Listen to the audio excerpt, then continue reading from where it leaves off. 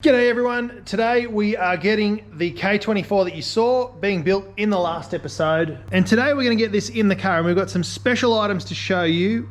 Nobody on planet Earth has what I'm about to show you. Whenever I do the engine swaps, I always chuck the engine up on the bench and then I can just lower the car down over that. That's why I built this, it works well. I've already gone ahead and put the chromoly flywheel on. Now this is a lightweight flywheel, it weighs half as much as a factory one. We did the comparison when we put the clutch in Ronda, weighs around 4 kilograms, really lightweight flywheel. I had a factory K21 on there before, the solid mass flywheel. This one is like Swiss cheese, super duper lightweight. And they test these up to 18,000 RPM. They will not fly apart, no matter how bad my gear changes are and no matter how much I over rev the engine.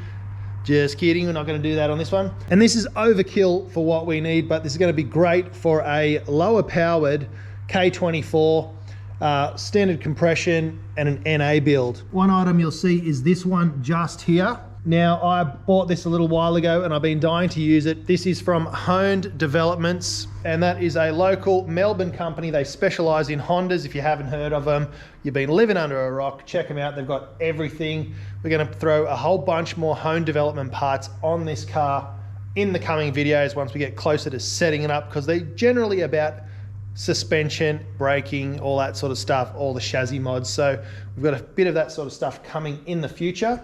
But this little tool, super easy, very simple, but they did the designing, and this works on D, B, and K series engines. So, and I think it even works on F series engines, not too sure, don't quote me on that.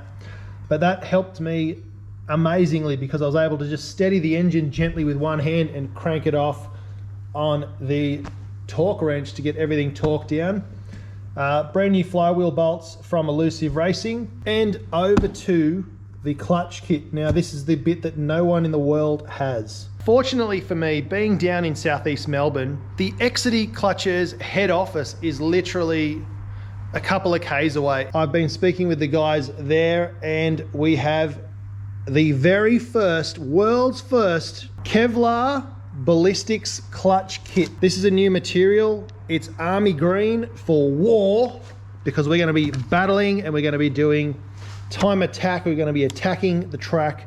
So this is a track based clutch and they've painted it accordingly. So I am the only person with this clutch. I will be testing it and I'll be taking it down to EXEDY once the car is up and running and tuned, and let them have a feel of it. I'm going to be testing it out on the track and making sure it can handle all of the abuse.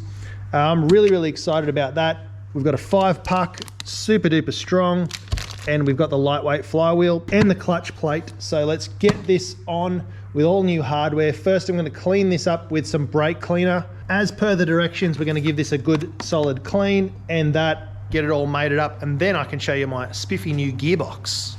Check this out, it's all bolted up, torque to spec. World first.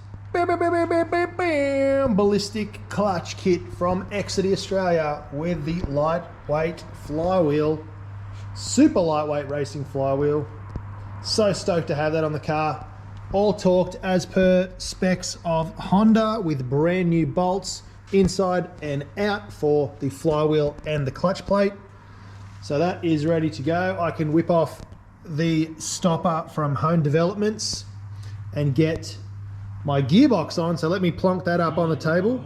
So here's my gearbox. It's a lot heavier now because it's got stronger parts inside there. And this was done by a now new friend of mine, Vincent Chen. And Vincent has a business called CK Motor Care. And he actually is a Honda specialist specializing in rebuilds of transmissions. He built this in one day, had it fully cleaned, stripped out, cleaned everything out and rebuilt it.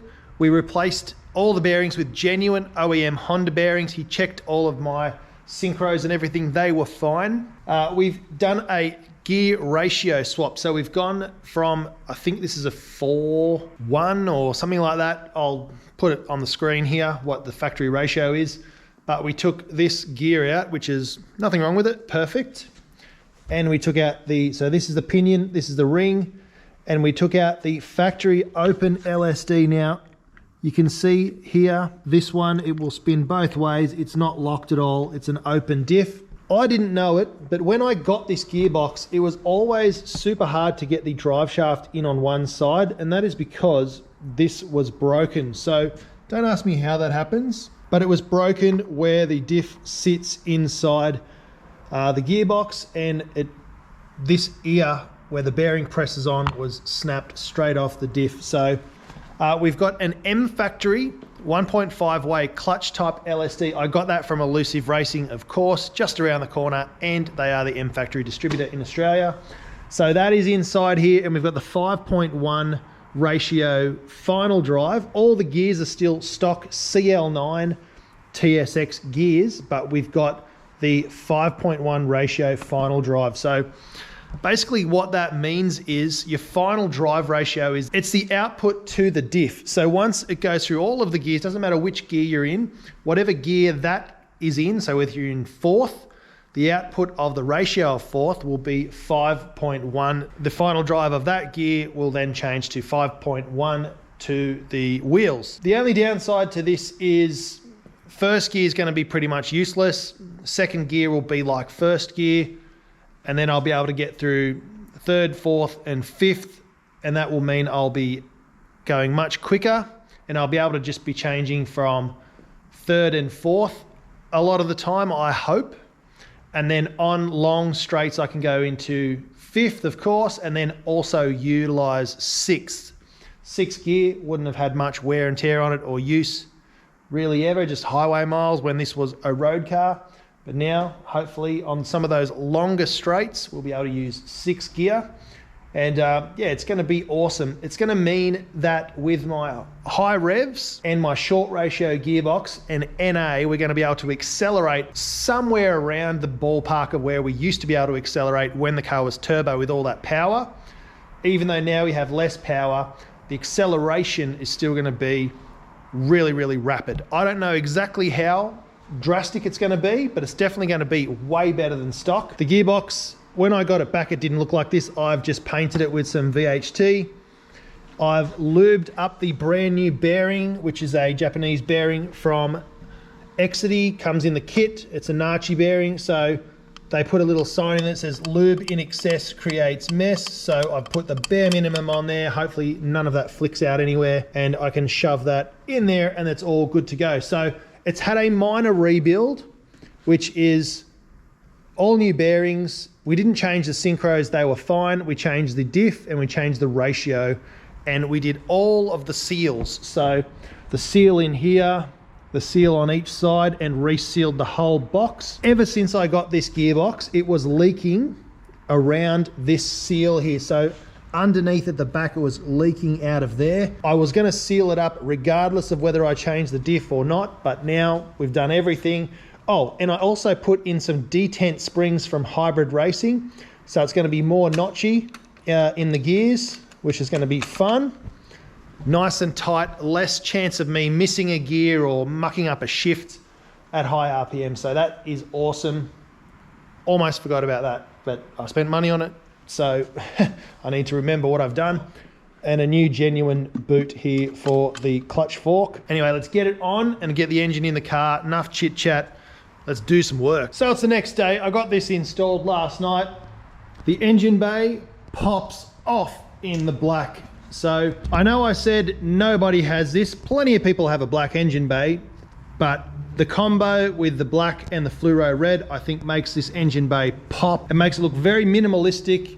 It's gonna hide all my wiring, my fuel lines, everything. It's just gonna make everything sort of blend in, except for the radiator, the intake, the exhaust, and of course the engine. So that's all I really wanted to see here. There was a time where I wanted to do this Battleship Grey inside, and I thought that would look really awesome against a fluoro red.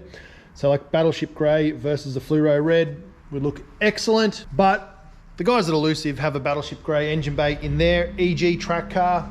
Plenty of other people do as well, so I didn't want to copy that.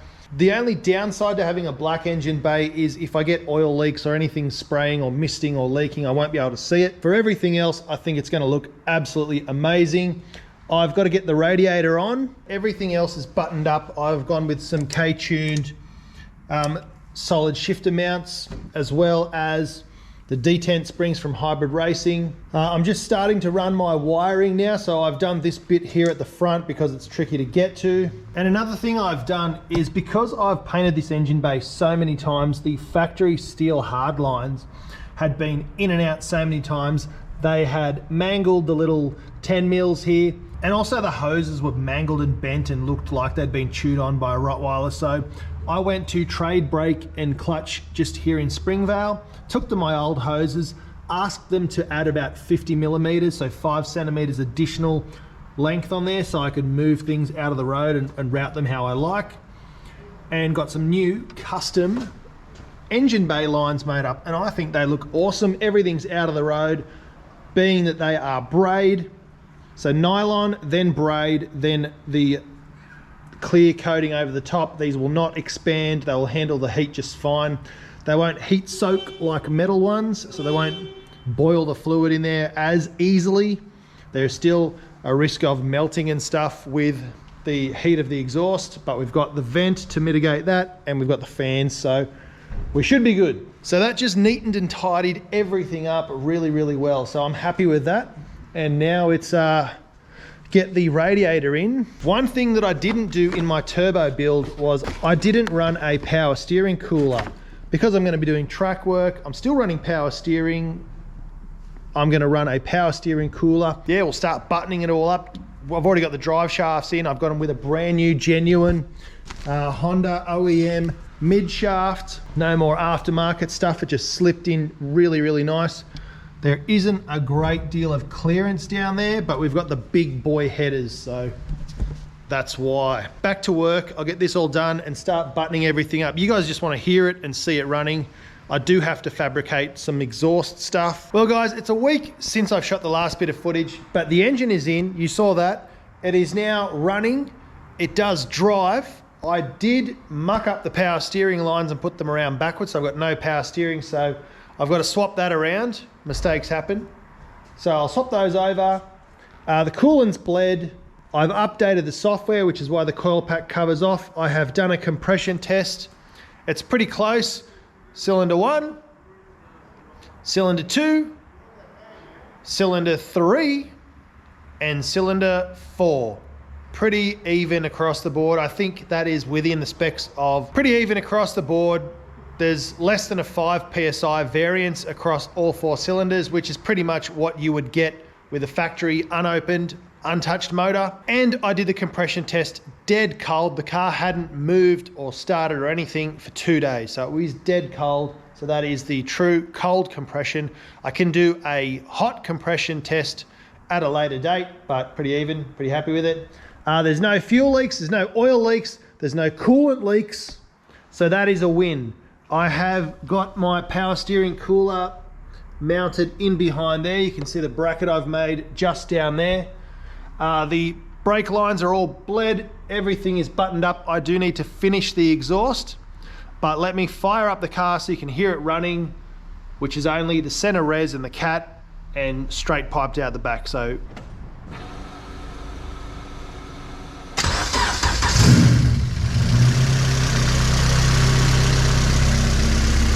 there you go, it runs and idles exactly off the old tune. I've checked the timing, that's the same, but we've got to lock that when we do the tuning.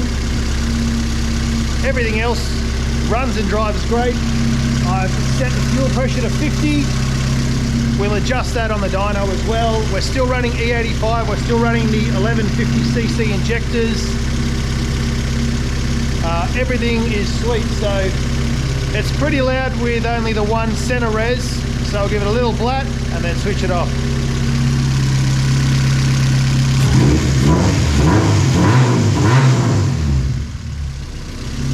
Yeah, not good, too loud.